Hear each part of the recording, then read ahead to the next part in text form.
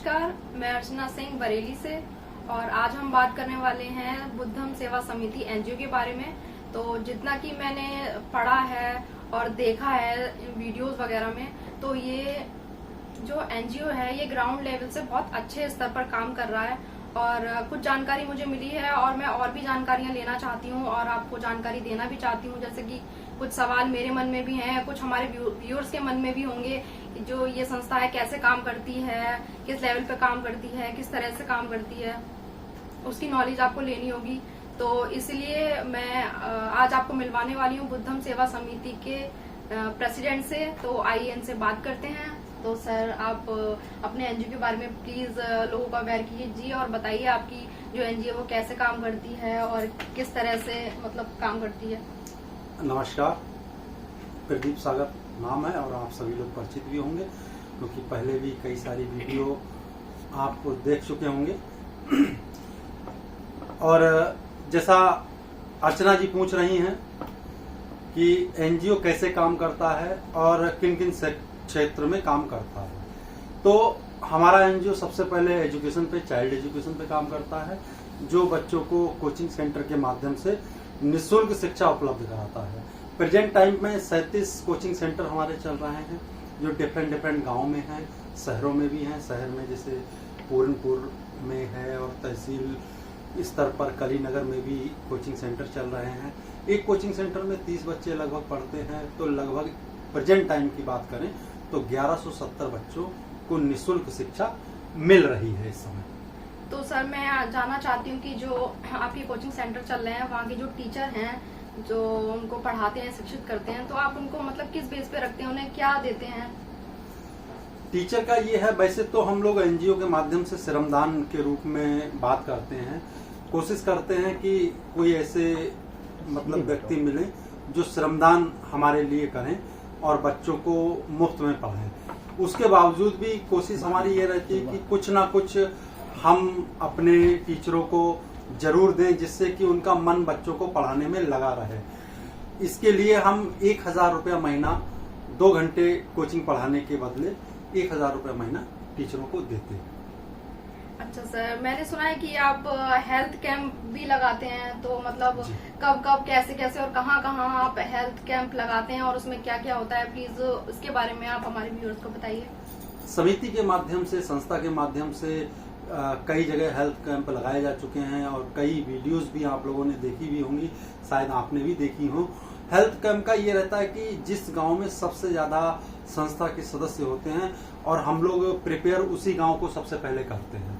हम लोग कोशिश करते हैं जिस गांव में सबसे ज्यादा सदस्य हैं वहां हमें स्वास्थ्य के प्रति लोगों को जागरूक करना, या फिर जहां स्वास्थ्य की उचित व्यवस्था ना हो जिन गाँव में।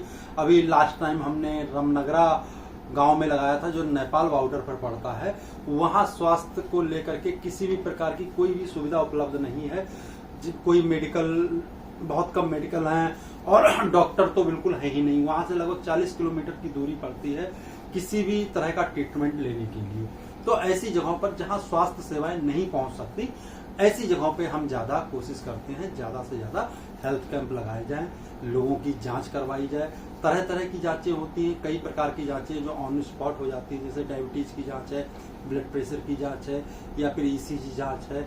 इसके अलावा जो जांच ऐसी होती है जो लैब द्वारा नेक्स्ट डे मिलती है, तो वो जांच हम वहां से सैंपल लेकर के और अपनी टीम के माध्यम से नेक्स्ट डे उनको जो है रिपोर्ट उपलब्ध करा देते हैं।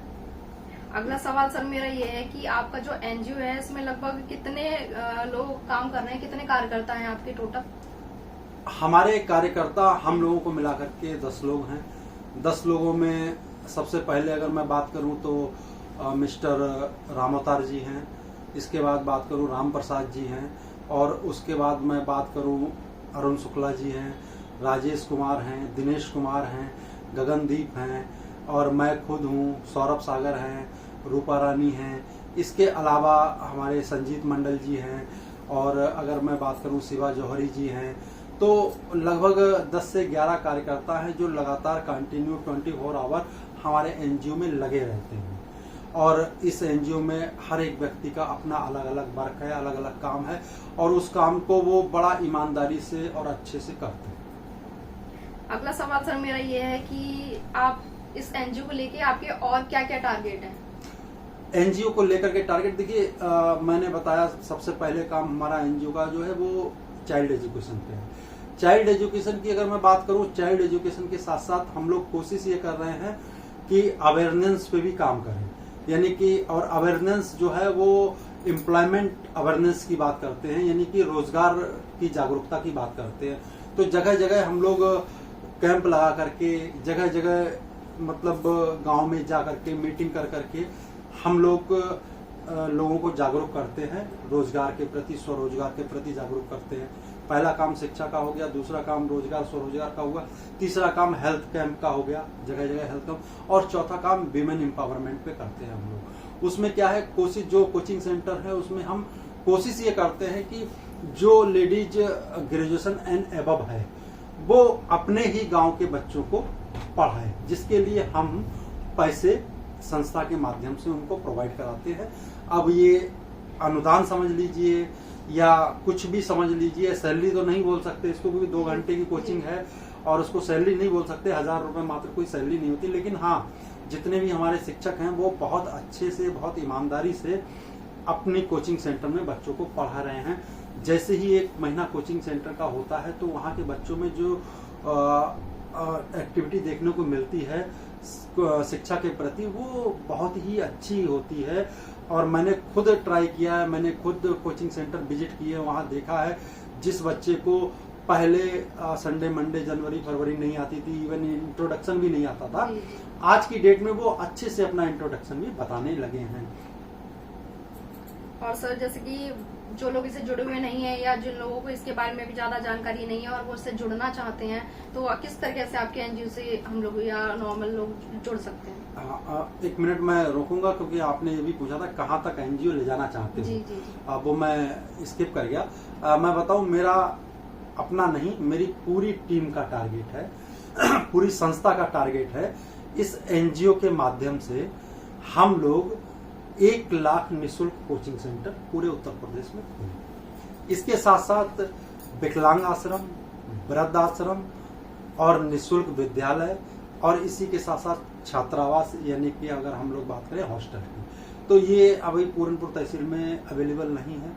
कोशिश हम सब की ये है कि हम लोग ये सारी चीजों को पूरनपुर तहसील में अवेलेबल करा पाए, शुरुआत हम लोग पूरनपुर से कर पाए। 1 लाख कोचिंग सेंटर जब हमारे होंगे तो लगभग 30 लाख बच्चे हमारे शिक्षित हो रहे होंगे हमारे एनजीओ बुद्धम सेवा समिति के माध्यम से। तो एक बहुत बड़ा क्राउड हमारे साथ होगा जो कि शिक्षा ले रहा होगा, और आने वाला समय जो है वो हम सभी जानते हैं कि शिक्षित व्यक्ति ही बहुत आगे तक जा सकता है। और जैसा कि हमारे यूपी का जो परसेंटेज है शिक्षा का, वो कहीं ना कहीं बहुत गिरा हुआ है, जिसके पीछे हम लोग जब जाकर के गाँव में बात करते हैं तो वहाँ एक चीज निकल के आती है कि गार्जियंस का अवेयर ना होना एक बहुत बड़ा मुद्दा है। क्योंकि गार्जियंस का मानना ये रहता है हमने बच्चे को स्कूल भेज दिया, अब सारी जिम्मेदारी बच्चों की है। ये बहुत बड़ा मतलब जो है कमी कह लें या कुछ भी कह लें, बहुत बड़ी कमी हमें देखने को मिली है कि गार्जियन अपनी रिस्पॉन्सिबिलिटी बच्चे को लेकर के नहीं समझते। तो इसके लिए भी हम गार्जियन को भी जागरूक करते हैं, कोशिश करते हैं कि गार्जियन भी जागरूक हो। अगला सवाल आपका? अगला सवाल ये है कि जैसे कि नॉर्मल लोग हैं या बाकी लोग हैं जो इस एनजीओ के बारे में नहीं जानते और इससे जुड़ना चाहते, तो किस तरीके से जुड़ सकते हैं? जी, बहुत अच्छा क्वेश्चन है आपका।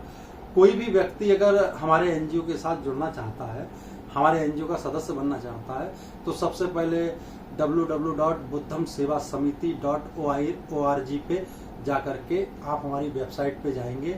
तो वेबसाइट पे जैसे ही स्क्रॉल करेंगे तो नीचे एक रुपए का साइन आएगा, उस साइन पर आप क्लिक करेंगे तो वहां पर एक QR कोड आएगा और संस्था का अकाउंट नंबर आएगा। उस संस्था में आप डोनेशन देकर, कितना भी डोनेशन दे करके, जो आपका मन हो डोनेशन दे करके आप संस्था के साथ ज्वाइन हो सकते हैं। उसके साथ एक फॉर्म आएगा, एप्लीकेशन फॉर्म में एक नॉर्मल एंट्री आपको देनी होती है, वो नॉर्मल एंट्री फीड की आप जो है ज्वाइन हो सकते हैं और संस्था के सदस्य बन सकते हैं।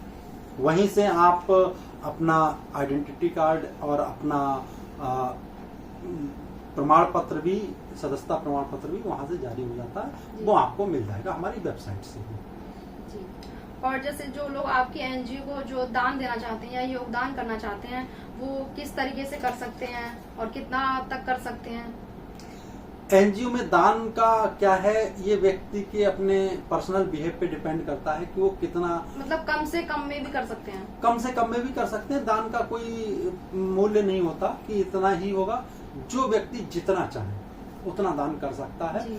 और हम प्रत्येक दान, चाहे वो कितना भी हो, उसे प्रत्येक दान की पक्की रसीद देते हैं और रसीद देने के बाद सामने वाले व्यक्ति को बताते हैं ये हमारी पक्की रसीद है और ये आपका दान हमारे यहाँ काउंट हुआ। कोशिश हम ये करते हैं सारा दान हमारा जो है वो बैंक में ही आए, यानी कि ऑनलाइन ट्रांजैक्शन हो। कैश में दान लेना हम लोग कम पसंद करते हैं, क्योंकि कैश का रिकॉर्ड बड़ा मुश्किल पड़ता है रख पाना, और इससे कहीं ना कहीं धोखाधड़ी से भी बचाव होता है। जी, जैसे पर्सनली अगर मैं आपके एनजीओ से जुड़ना चाहूँ और दान देना चाहूँ, तो जैसे एनजीओ में हम दान देते हैं तो हमें इसके लिए इनकम टैक्स के लिए कोई छूट वगैरह भी मिलती है? जी हाँ, बिल्कुल। 80G के अंतर्गत इनकम टैक्स में 50% टैक्स रिबेट है जो आपको गवर्नमेंट इनकम टैक्स विभाग देता है। अभी लास्ट ईयर काफ़ी सारे डोनर को हमने इनकम टैक्स डिपार्टमेंट से 10BE फार्म निकाल करके दिया है। जिन्होंने हमें डोनेशन दिया है उनका एक फॉर्म आता है 10BE। उस फार्म पे ये होता है कि आपने इस संस्था को इतना डोनेशन दिया है, इस पे आप 80G के अंतर्गत छूट के पात्र। जी, धन्यवाद सर। और आप कुछ और कहना चाहेंगे हमारे व्यूअर से? नहीं, बस यही कहना चाहेंगे कि अगर आपको कोई और जानकारी चाहिए हो तो हमारे स्क्रीन पे दिए गए नंबर पे कांटेक्ट करिएगा। और आपसे कहना चाहेंगे कि क्या आप हमारे संस्था में सदस्य के रूप में आना चाहेंगी? जी बिल्कुल, मैं भी आपके एनजीओ से जुड़ना चाहूंगी, योगदान करना चाहूंगी। और मैं अपने व्यूअर से भी ये कहना चाहूंगी कि जहाँ तक है मुझे लगता है आपको बहुत सारे सवालों के जवाब मिल गए होंगे, जो जानकारियाँ आपको चाहिए थी वो आपको मिल गई होगी। और मेरा मानना है कि अगर आप भी जैसी भी हो, जिस हिसाब से अगर इस एनजीओ से जुड़ना चाहते हैं तो प्लीज जुड़िए। और इस मुलाकात के लिए सर बहुत बहुत धन्यवाद।